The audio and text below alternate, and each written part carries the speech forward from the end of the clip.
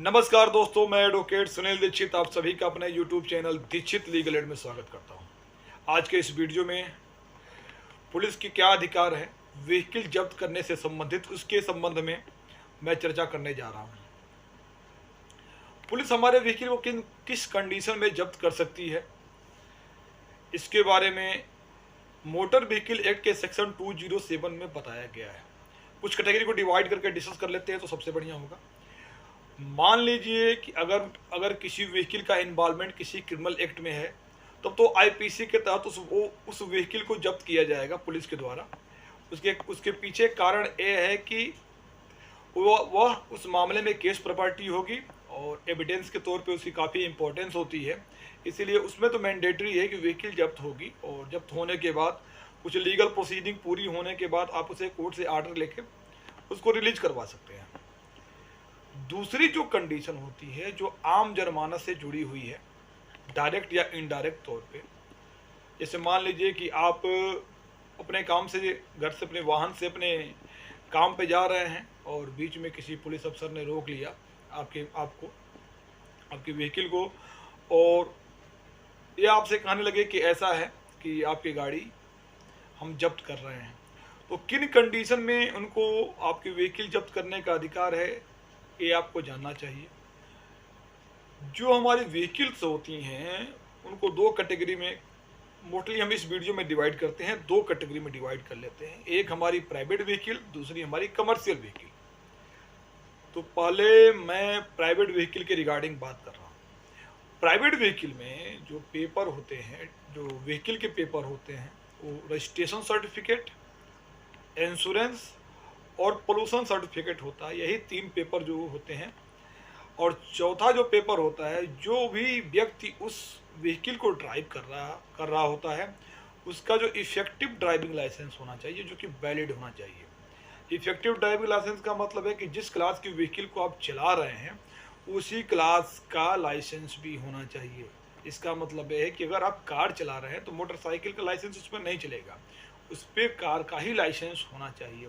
तो टोटल मिला के 4 पेपर होते हैं जो कि जिसकी रिक्वायरमेंट होती है अगर व्हीकल ड्राइव कर रहे हैं रोड पे, पब्लिक प्लेस पे अगर व्हीकल ड्राइव हो रही है, इन 4 पेपरों की रिक्वायरमेंट होती है।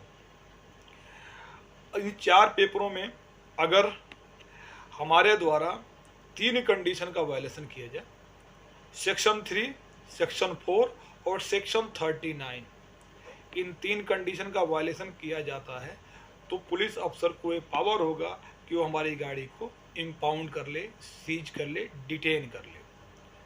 अब सेक्शन 3 क्या है? Section 3 effective driving licence. जो भी व्यक्ति उस गाड़ी को चला रहा है उसके पास इफेक्टिव ड्राइविंग लाइसेंस होना चाहिए उस वक्त जो कि वैलिड होना चाहिए।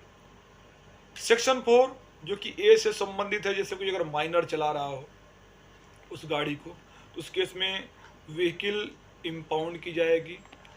इम्पाउंड करने का अधिकार जो है पुलिस अफसर के पास होगा। और तीसरा जो है वो सेक्शन 39 जो रजिस्ट्रेशन सर्टिफिकेट से संबंधित है।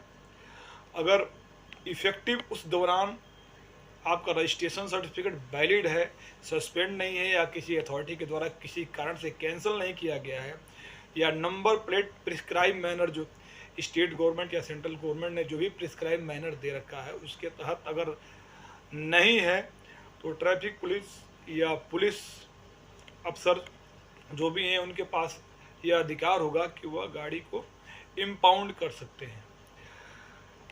इंश्योरेंस अगर नहीं है और पोल्यूशन सर्टिफिकेट नहीं है, इस कंडीशन में व्हीकल इम्पाउंड नहीं की जा सकती। इस कंडीशन में चालान किया जाएगा। व्हीकल इम्पाउंड इस कंडीशन में नहीं की जाती।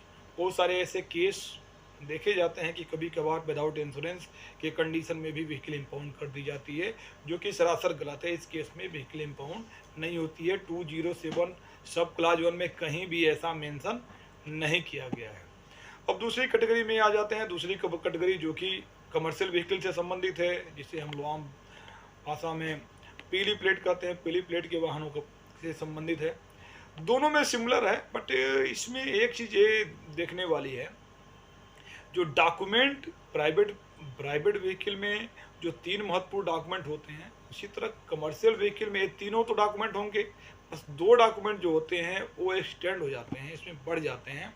फिटनेस सर्टिफिकेट और परमिट। कमर्शियल व्हीकल में परमिट होता है और फिटनेस सर्टिफिकेट होता है, तो टोटल डॉक्यूमेंट इसमें हो जाते हैं 5। अब इसमें जो कंडीशन जो ऐड की जाती है, 3 कंडीशन तो जो मैंने बता दिया, वो कंडीशन इसमें भी अप्लाई होगा, लेकिन एक कंडीशन और बढ़ जाती है।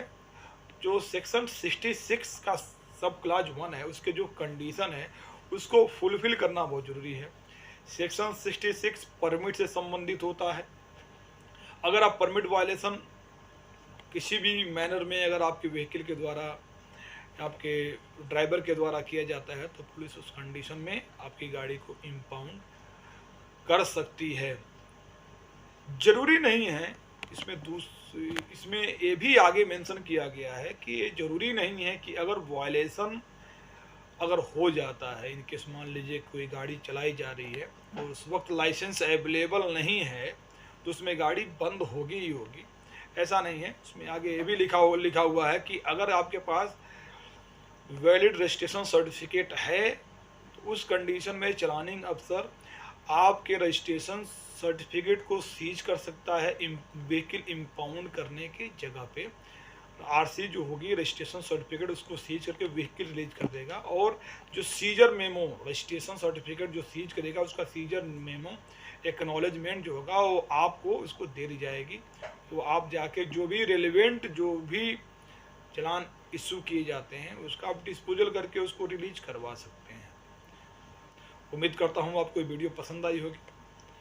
अगर वीडियो पसंद आई होगी तो प्लीज़ लाइक करिए, शेयर करिए, सब्सक्राइब करिए, और जिससे आने वाले समय में जो भी वीडियो मैं अपलोड करता हूँ नॉलेजफुल, जिससे आपको अगर कुछ भी हेल्प होती है तो जिससे आपको हेल्प हो सके। Thank you for watching.